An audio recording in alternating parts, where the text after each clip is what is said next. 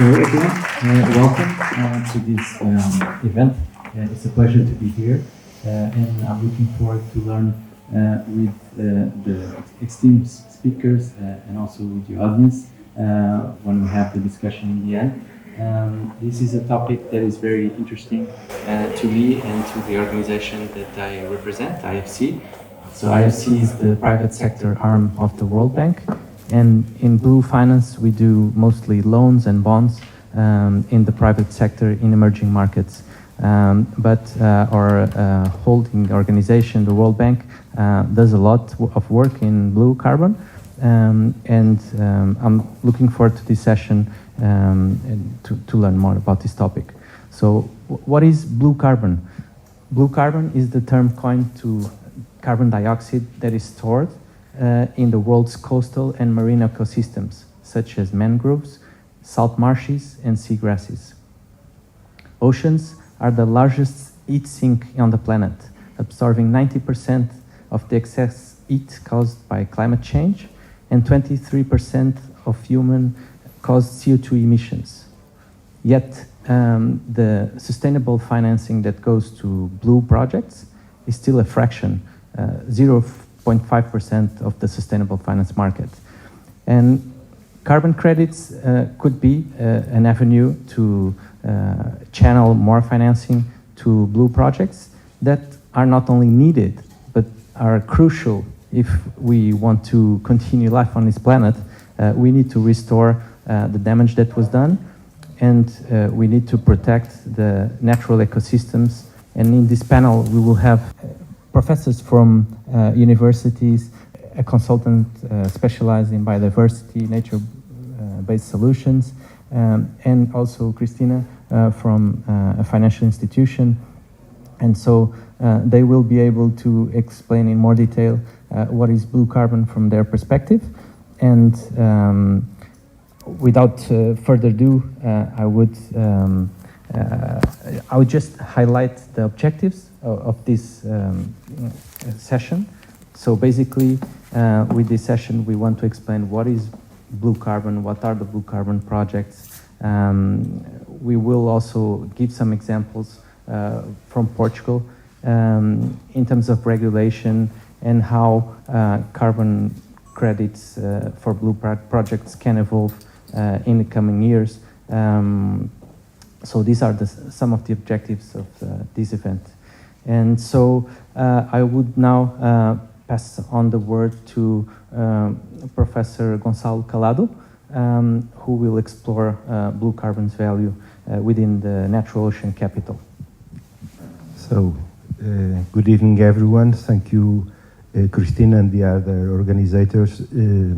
organizers to inviting me in this panel. So, as a background in marine biology, to me, the blue carbon is, of course, as it just said, the carbon that is uptake by the marine realm.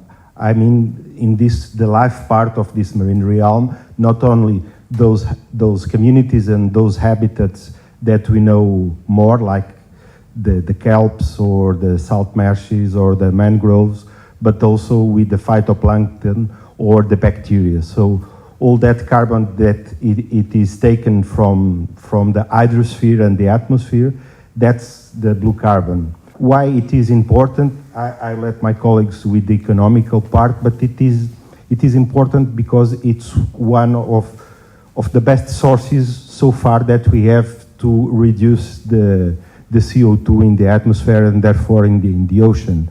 So we should invest in this, which are not very effective concerning in percentage of acquisition, but they are valid because they are inside the natural capital, and they are one of the services provided by these communities. It is the carbon intake.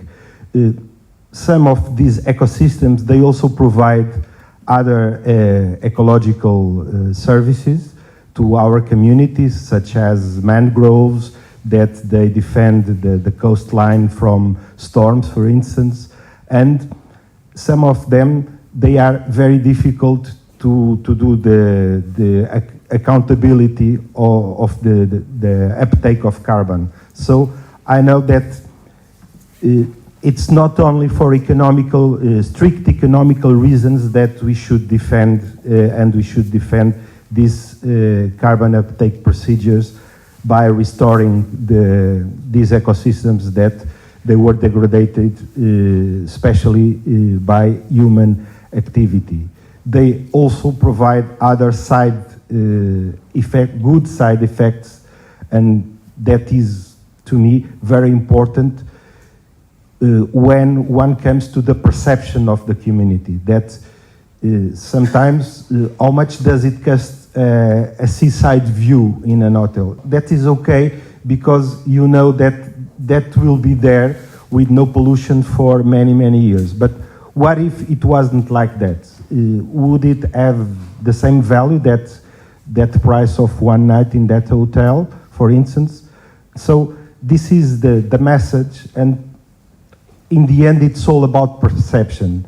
When we in the system just add value to this kind of things, not only the carbon uptake, we are doing something in order to protect the nature. Just to finish, I recall that right in this next couple of years until August 2026, Portugal and the other member states are in a very special period, as the European Nature Restoration Law was approved and put it into force. And so the member states have right now less than 2 years to say to the institutions in the European community what part of their territory they will restore, and they will put into conservation and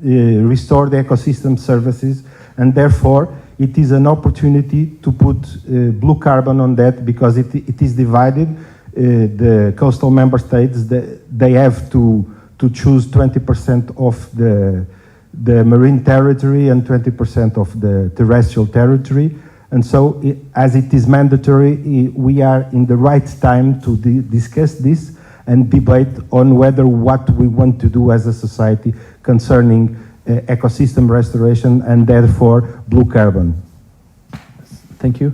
And now we would go to Professor João Vaz from Nova SB, who will provide an overview of the economic models upon blue carbon measurement. Thank you. Thank you very much for the invitation.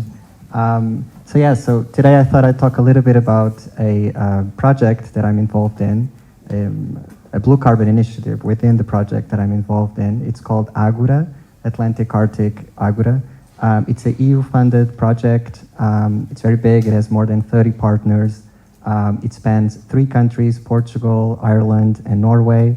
And the focus there is on the sustainable management of marine and coastal resources. And the project is structured to support the European Union Commission mission to restore our oceans and waters by 2030. Now, the 2 main objectives of this project are, first, to test and evaluate specific activities that address local challenges within the blue economy in these countries. And then second, to explore the upscaling potential of these activities to other contexts that might face similar challenges. And within this project, I am part of a work group focused on offering an economic perspective on the viability of these activities. And in specific, we're exploring the ways by which the activities that are being implemented within the context of the project being sustained beyond project duration and without project support. So one of the things that we're exploring are, basically creative financial mechanisms by which, we could sustain these activities for long-term impact.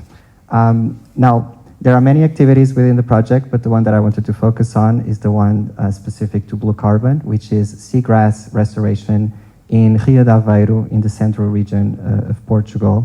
It's a lagoon there. And so the restoration that we're performing there is of one specific species. It's called Zolstera noltei.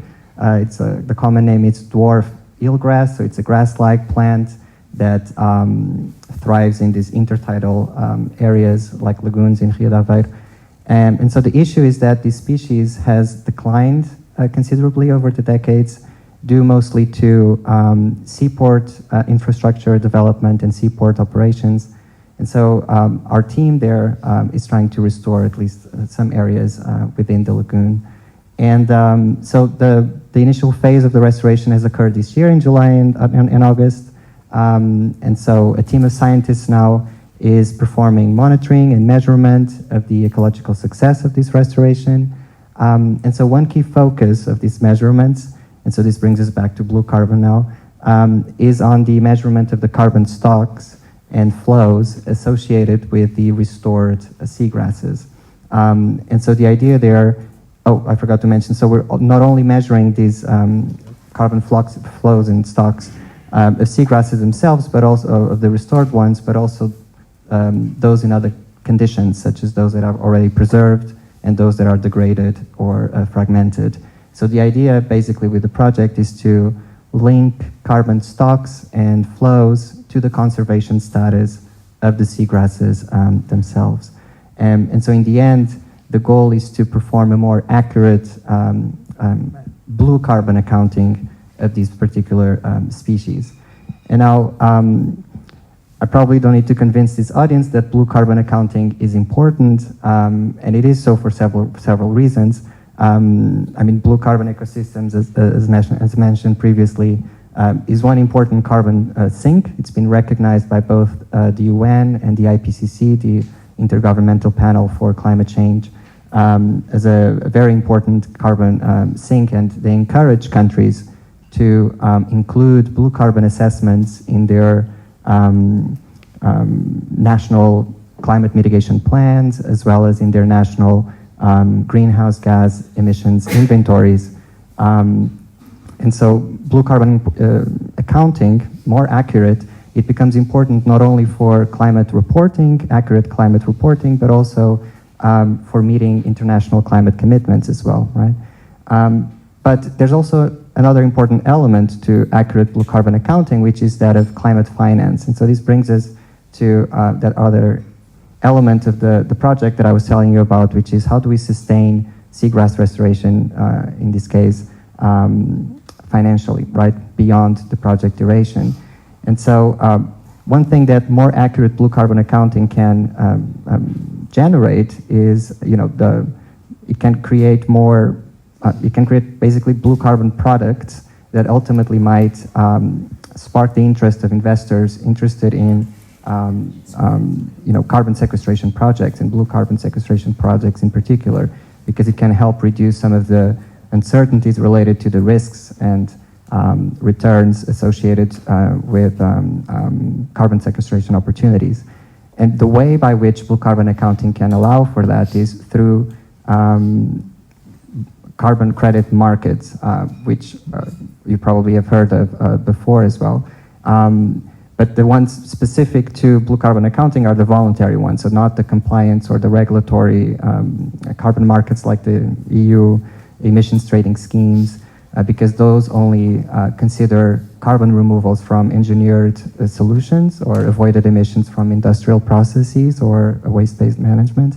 But voluntary carbon markets do factor in, nature-based solutions and nature-based carbon removals, like reforestation and perhaps blue carbon removals as well. And so it's within this field that it creates this opportunity to pick up these blue carbon, investments in blue carbon projects through the sales of blue carbon credits. And this has become a reality in some way, but it's still very nascent and still very incipient because, so the three largest international voluntary carbon market platforms have already approved methodologies for certifying blue carbon credits. And there are some projects, not very many, that have been approved. The majority of them are for mangroves in the global south, and not so much for seagrasses or salt marshes. And the reason why it becomes I mean, yeah, there's a lot of demand for blue carbon credits, but there's very few supply. And the reason why it's because there are almost insurmountable obstacles at this stage. And the two key ones, there are two key ones, I would say. So the first one is data. There's very little data on, the extent and the characterization of these blue carbon ecosystems in general. Most countries don't have periodic official, mapping of blue carbon ecosystems, nor their capacity to sequester carbon. And then the other obstacle is economic viability. So restoration of blue carbon ecosystems is incredibly expensive. So we're talking about very high upfront costs and very expensive monitoring and verification methods underwater, much more expensive than it is in terrestrial ecosystems. And so this would not necessarily be a problem if the price at which we could sell these credits would be sufficiently high, but that's not really the case. So just to give you an idea, so carbon, involuntary carbon markets, usually sells at about $10 per ton. And so for context and comparison, in the regulator EU ETS emissions trading scheme, the price that hovers around 50 to 75, so 5 to 7 times higher. And I can tell you, like, to give you an idea, so the most optimistic study that I found in the literature regarding the restoration of seagrasses found a return on investment of about 10%. So this means that only 10% of the restoration cost could be covered by sales of blue carbon credits. And they're being very optimistic because they only consider the restoration costs and not other upfront costs or the project development costs that can be incredibly high as well. So this to say that, the sales of blue carbon credits are probably not the silver bullet that's going to, spur investment in blue carbon projects, but it could be one of, it could be a partial way of financing these types of projects, but we're still going to have to consider other sources of revenue for that. But yeah, so thank you. Thank you very much. We started with a scientific perspective. Now Professor João added the economic models that help measure the blue carbon projects that seem to be undoubtedly a great value for the economy. But let's now turn to Cristina to have a perspective from a bank and to see where banks stand in terms of the blue economy and the ESG standards that they're adopting, and who knows if they will be able to trade carbon credits in blue projects in the future. Hi all, thank you for the invitation. I will be a little bit disruptive here in the flow of speech because I won't be talking about carbon credits.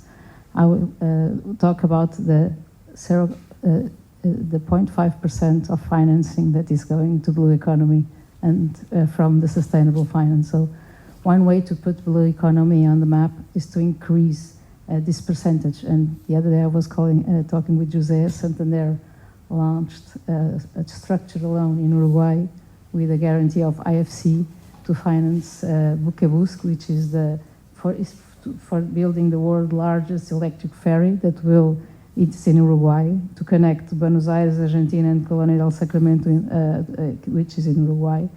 And we were joking because IFC tagged it as blue, and we tagged it as green.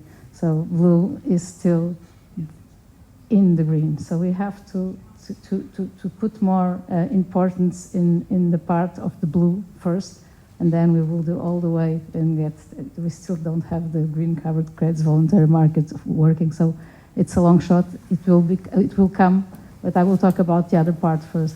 And I will start with the basics. I think that we all know that sustainable practice and responsible investment is not an option anymore. It's something that it's a must. And I will focus on two topics to show that we are on our way and how we can put the blue economy on the map. First, I will talk about regulatory framework and then about financing. And when we look at the regulatory framework and going to the basics, we can say that we have two frameworks that are essential for promoting sustainability, but they differ in scope and in application. The first ones are the Sustainable Development Goals that were defined in the United Nations, or established by the United Nations in 2015.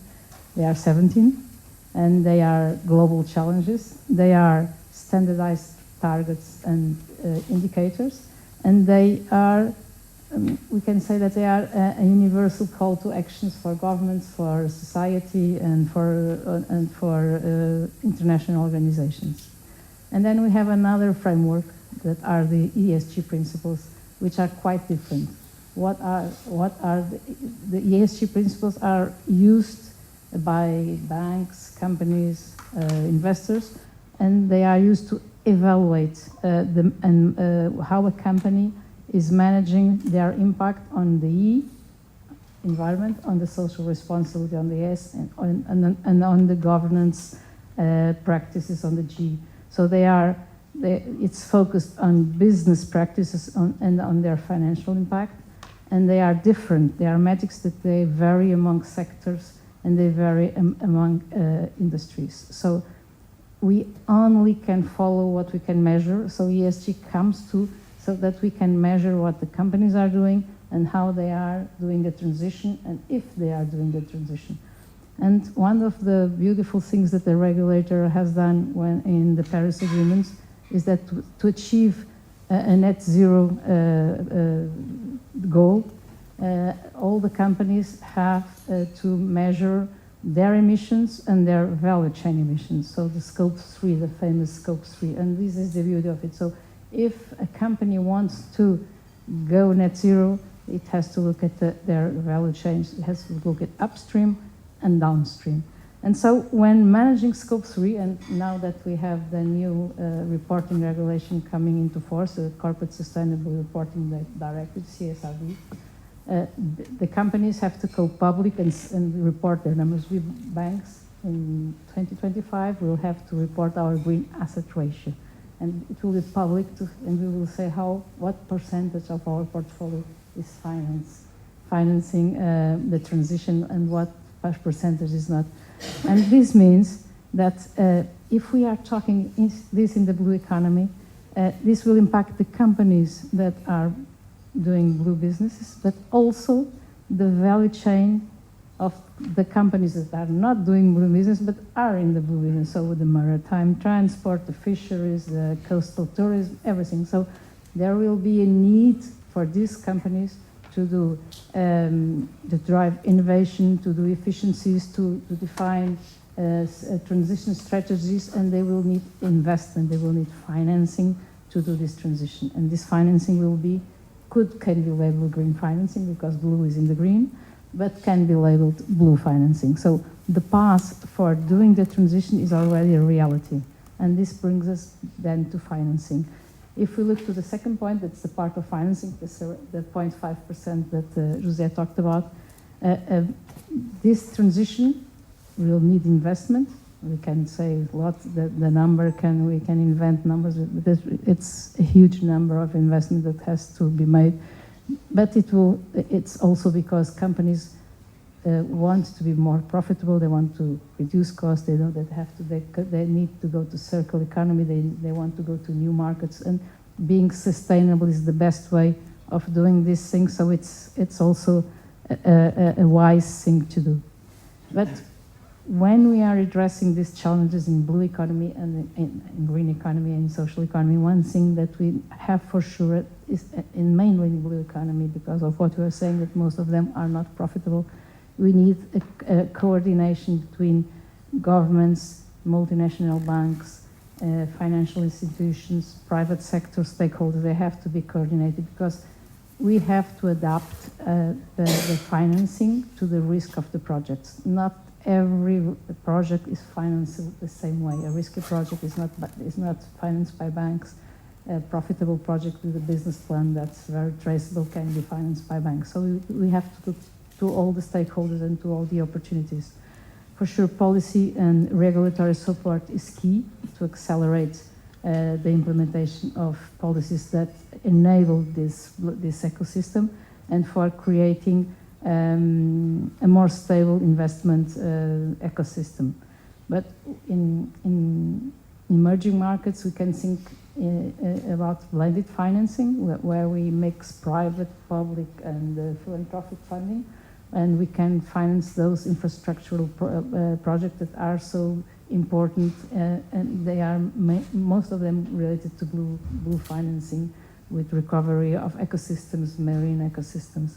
Blended finance is underutilized. Maybe we can focus more and have that in mind and be on this issue more. And then we have the multinational banks, José and his cousins, that are key in this that are key in this ecosystem, because these banks have a clear commitment of increasing the percentage of their overall financing to support the sustainable transition. I don't know yours, but EIB has a public commitment that by 2025, at least 50% of its financing has to do with sustainability. 2025 is tomorrow, we are in December. So they have to design instruments where we can finance each project. So they can partner with governments, they can partner with venture capital, they can partner with private equity, they can partner with banks, so that we can multiply the public resources and we can increase the financing to these projects. So they are really a key player to promote this kind of investment. And in the context of blue finance, I would like to highlight something that happened in September 23, and it's related to IFC again. I'm not certain, but it's really something that I think it's a good example, that it's a practitioner's guide that was launched, and it's called Bonds to Finance a Sustainable Blue Economy. And the purpose of this is to provide a clearer view of the eligibility criteria that can be the basis of the blue financing, to reduce the risk of blue washing, as we have on greenwashing and social washing. And why do I highlight this kind of framework? It's because it was built on existing framework, so it profited on existing framework done by ICMA, International Capital Market Association, and it also was built on pre-existing guidance that existed from the Asian Development Bank, from the UN Global Compact, and from the UNEP. So it was something that was not made from scratch, but was made on top of things that were working. And the reason that this is important is because with this we can help to reduce the information asymmetry that still exists, and that it's key to enhance a massification, I don't know if the word is massification, but the spread of this kind of financing. And if we are more comfortable in doing it, we will label it blue. The percentage of blue financing will increase. The tensions on these ecosystems of blue financing will increase, and we will be able to deploy and go to the blue carbon credits instead of focusing only on the green carbon credits.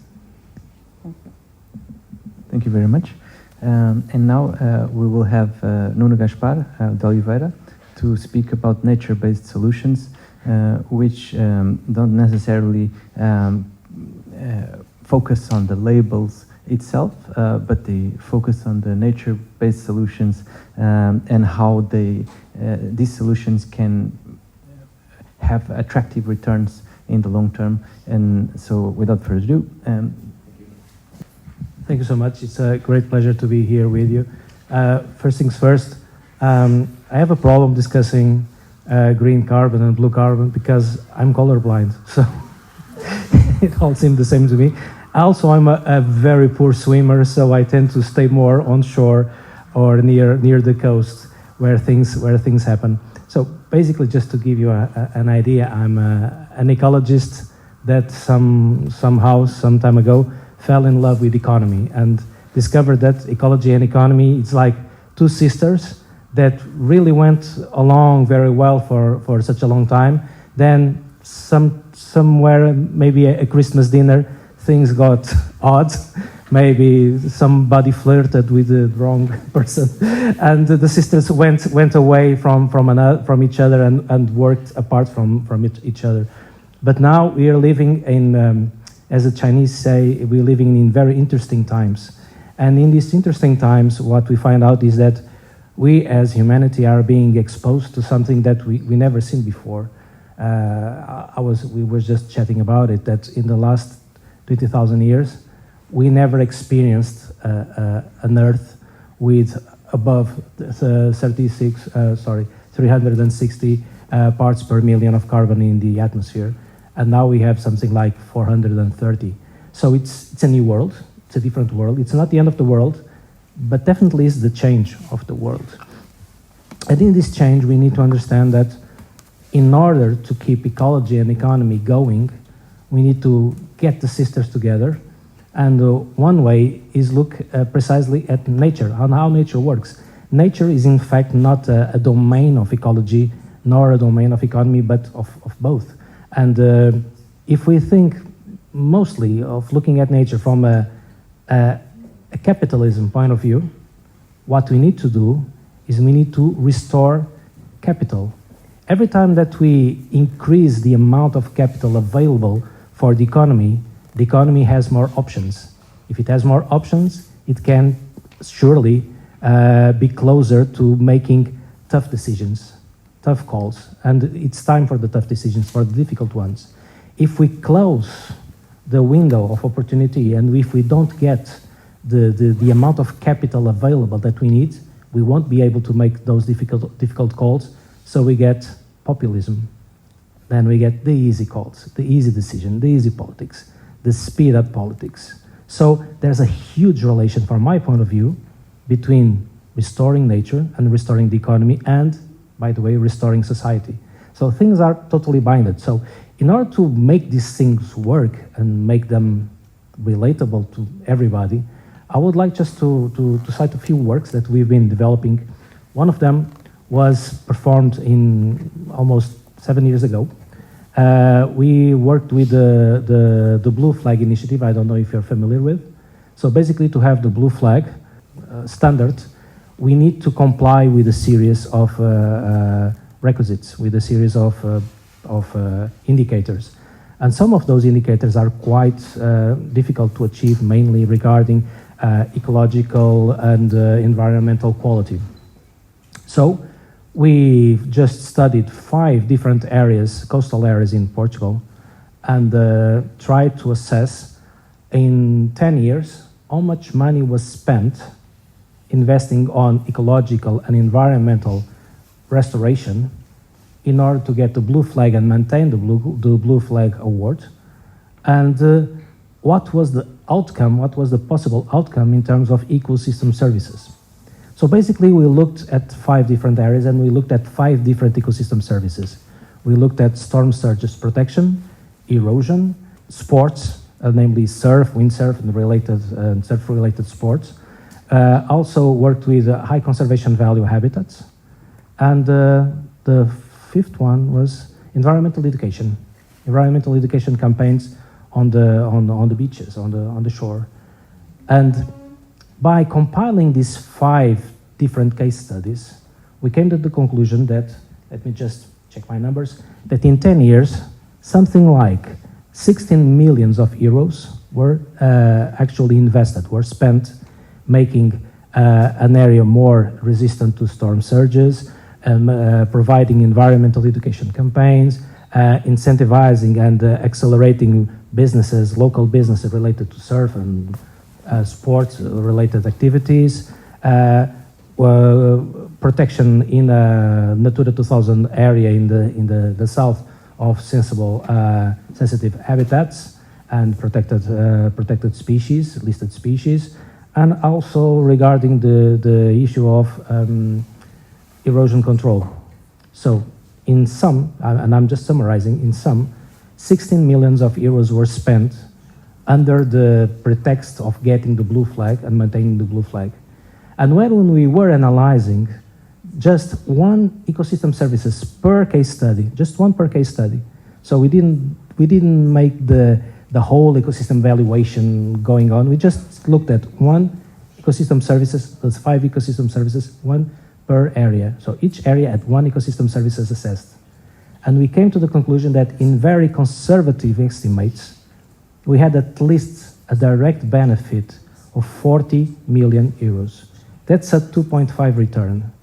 So being very conservative, just looking at one ecosystem service per case study, we came to the conclusion that 16 millions were invested, and we got in return 40 million that were actually absorbed by the economy.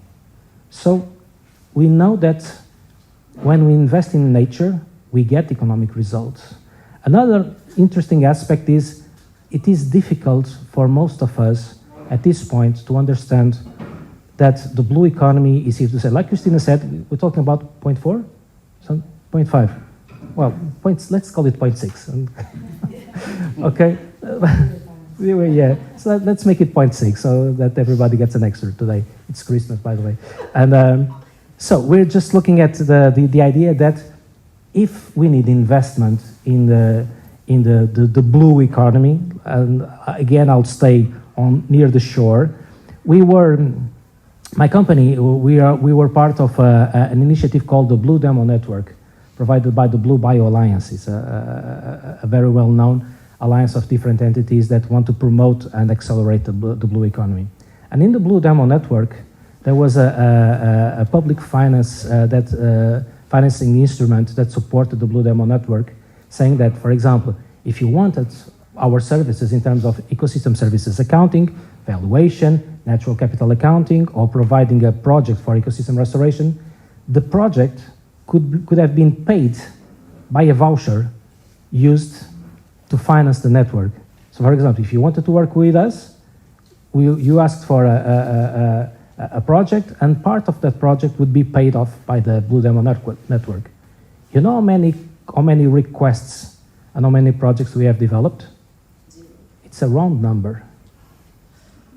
So we're talking about the money's there, the need is there, but then nobody's there. We're talking about there's like when you drive a car and you have a rear view mirror and you don't see who's behind you, it's called a blind spot, something like that. So we have a huge blind spot on the economy. So you have the banks are there, the money is there, the ecosystem is there, the economics are there, but nobody's there. So it's very difficult for me to understand how we can jump from this to credits. So let's look at what's behind the door number 3. We have nature restoration law, like Gonçalo said, it's a huge opportunity that we have for our economy. We're talking about the most massive opportunity to restore capital. So basically the EU is saying that we are willing to pay for you to restore capital in up to 30% of the degraded area, land and sea. Okay, maybe 20. It's 20 in the law, but we signed in Montreal 30. The coming Montreal is 30. Yes. Let's make it 10. Let's make it 10 until 2030. Let's make it 10. Okay, so we have to restore 10% of degraded areas in land and sea until 2030. The opportunity of leveraging investments is huge. But what we are talking about is how that is going to impair economy. The public discussion is, this is a law that is going to mutilate the economy because nature, okay? So we're not even good at our best game, which is capitalism. We're failing at capitalism. So basically, we're failing at monopoly. We don't know how to play monopoly anymore. So it's great. Okay, let's go wild on capitalism. But then let's extend the capitalism to all capitals, including natural capital. So if we have more natural capital, we have more economic options. If we have more economic options, we can grow to different areas and expand to different areas that can be blue oceans. But what are we doing? We are stalling. But then again, the news from Cali, from Colombia, from the Biodiversity COP were quite interesting again as well. So I'm an ecologist as a training and profession, and not an ecologist from the political point of view. Used to be, but then I changed because I believe that the science is enough to make us do what we need. And as an ecologist, I was trained that the biggest problem, the elephant in the room, was the financial sector. But then, in Cali, in Colombia, what really stepped forward on that convention was the financial sector. Actually, I'm more hopeful of the financial sector than of the NGOs. Actually, I am. I think that the NGOs are really determinant in bringing the financial sector to the table and make them play. Because the financial sector, as Cristina said, is changing. Money is changing. And if money is changing, again, that's the name of the game, right? Capitalism. The money is changing. So let's make money produce what we need, produce more capital, produce more natural capital. More natural capital, more options, more economy, da-da-da-da-da. So that's fine. So what we saw from Colombia was basically 4 takes from the financial sector. First, Cristina already mentioned the blended finance.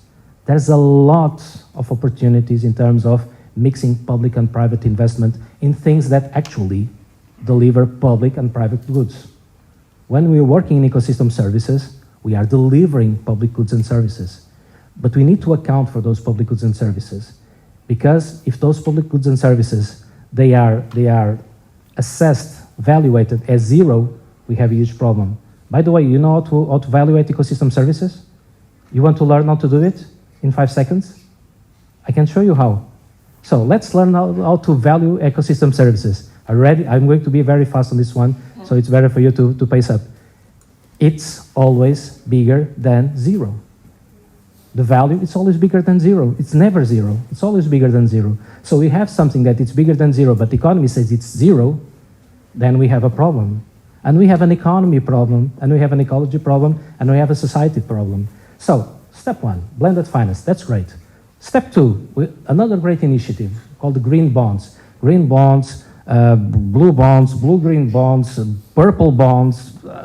Let's be colorful. But the point is, we need to invest in things that bring us return of capital. And that's what we need to do. Third thing, that this one was very interesting. Very unnerving, but very interesting. Swaps. Debt for nature swaps. So, newsflash. Most of the debt that we have in the world, it's unpayable. That's really the news. Okay. So actually, it's interesting because if you add up all the debt in the world, all the debt of all the countries in the world is actually 7.3 times bigger than the global GDP. So the world is in bankruptcy. The world is it's absolutely in bankruptcy. I don't know who do we owe, maybe Jupiter or something. But the point is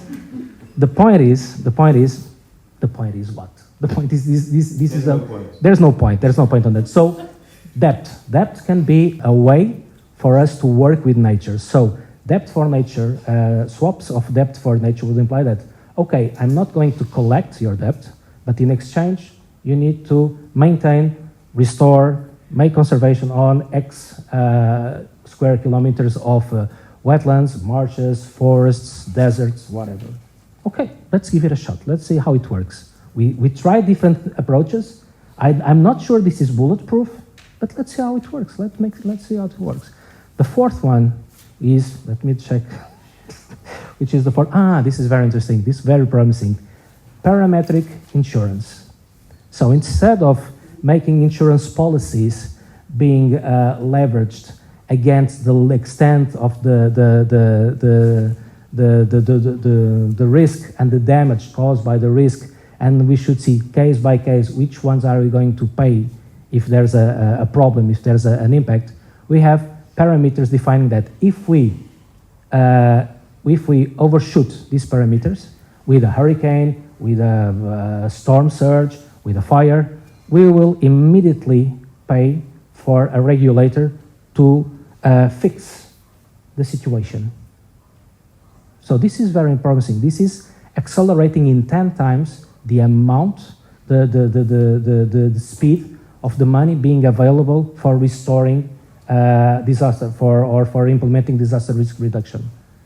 So we have lots of great news coming from economy, working with ecology, and with that, I think that we can expect to get to the idea of blue-green carbon credits. And by the way, blue-green works very well, especially if we start working the sea on land, and working with wetlands, and working with marshes, and working with deltas. For example, just to have an idea, there are two projects very interesting, trying to work with ecological restoration in wetlands and trying to deliver something closer to blue-green credits. One is in the Danube Delta, and the other is in the Po region in Italy. Both of them were financed in something like, let me check, 50 million euros to make these restoration projects. After 5 years, the estimated impact, direct economic impact, valuing the ecosystem services that were enhanced by this investment was 500 million euros. So we're talking about a 10-time return on investment. In 5 years. In 5 years. In 5 years. Direct economic impact. Just income. Yep. It's something like that. So it's Biocoin, something. I don't know. So the point is, the sisters are back. So economy and ecology are finally getting back together. These are the good news. So I think that despite the fact that we seem to be in dire straits, humanity seems to be in dire straits these days because we are experiencing a world that we never lived in, I really believe that there are some promising options on the table.